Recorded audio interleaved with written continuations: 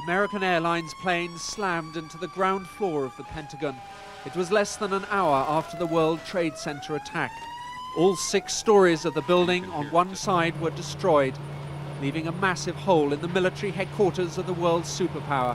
Stunned 3-star generals and clerks were herded into surrounding car parks, which were turned into emergency medical centers. The Air Force was activated to shoot down any other plane which came close. This is the first attack on the Pentagon in American history. You could tell it was like a suicide bomber, but I'm not saying there was a bomb, but, you know, it was a plane. And it just came, it came streaking down and it hit short. It didn't go into the top of the Pentagon. It came like in short, and then everything sprayed up, like a fireball sprayed up on the wall. A quarter of an hour later, a 757 crashed into a field close to Camp David, the president's rural retreat. The president himself was hundreds of miles away in Florida, about to talk to some school children, when his chief of staff, Andrew Card, whispered the news to him. Minutes later, he was boarding Air Force One. Instead of returning to Washington, he went to an Air Force base in Louisiana. Make no mistake, the United States will hunt down and punish those responsible for these cowardly acts.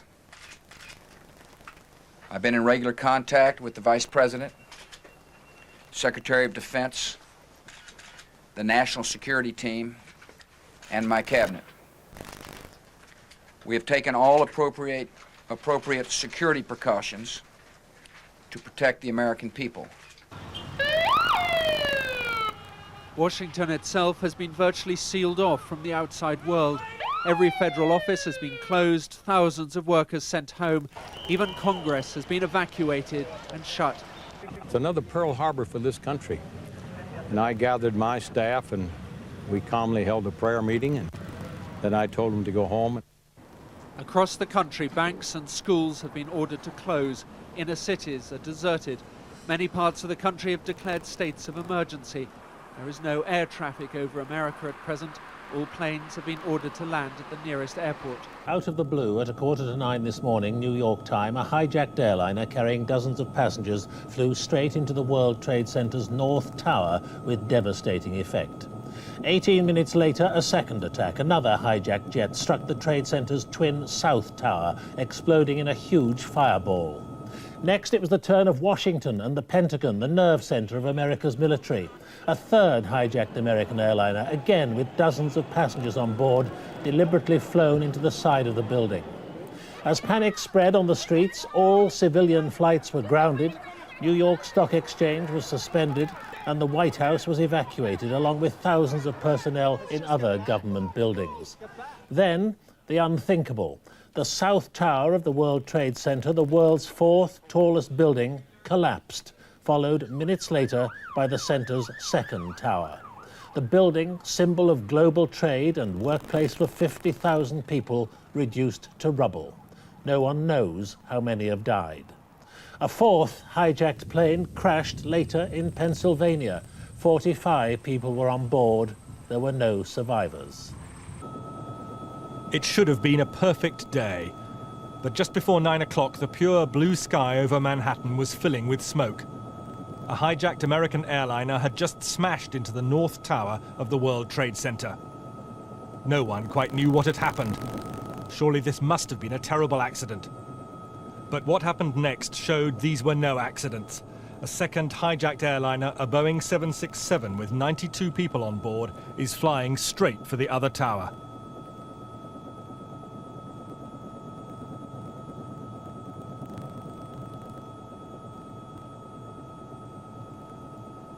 By now, many hundreds of people must already have been dead, and the unfolding disaster could be seen all around New York. There's another one. I'm taking a look. Oh my God!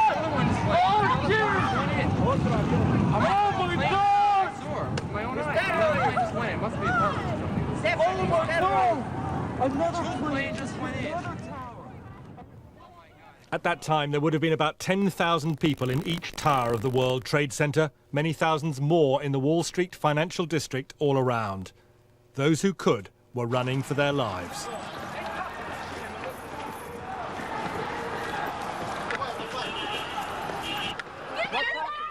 happening?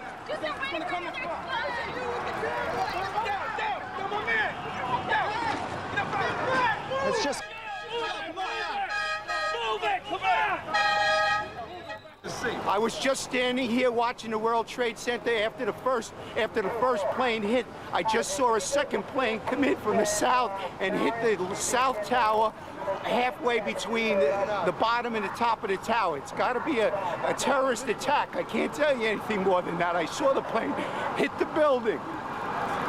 When a big explosion happened, some guy came out, his skin was all off. I helped him out. This is him all over. There's people jumping out of windows. I've seen at least 14 people jumping out of windows.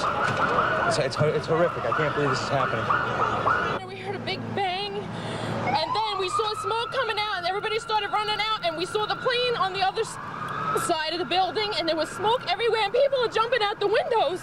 Over there, they're jumping out the windows, I guess because they're trying to save themselves. I don't know. But it wasn't only New York and America's financial heart which was under attack. Now it was the nation's capital too. In Washington, the Pentagon was hit, headquarters for the armed forces of the world's superpower. A third hijacked airliner, again with dozens on board, had been crashed with devastating results. By now, smoke was billowing around Capitol Hill, and the White House was being evacuated. People were talking of a new Pearl Harbor, someone declaring war on the United States. And back in New York, the nightmare was still far from over. Firefighters were in the basement of the World Trade Center, wondering if the building above was safe. The unthinkable was about to happen. The South Tower, all 110 stories, collapsed, and it was all live on American television. Thanks very much. Completely collapsed. The whole side has collapsed? The whole building has collapsed. The whole building has collapsed? The building has collapsed. That's the southern tower you're talking Exactly. about? The second building that we witnessed the airplane enter. On the ground, emergency services hardly knew which way to turn. People still trapped in the second tower had seen it all and could only wave in desperation. But it was already too late for rescue. The second tower, representing America's trade and wealth, was about to go.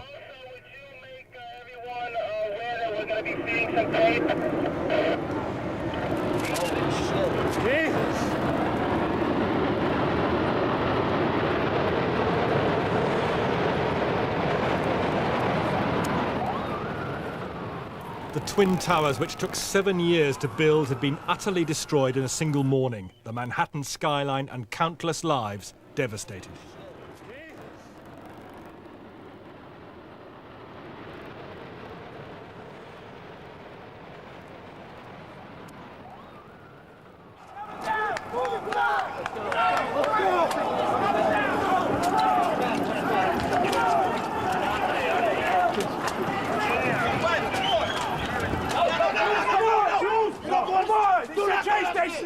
Do not go down the ground.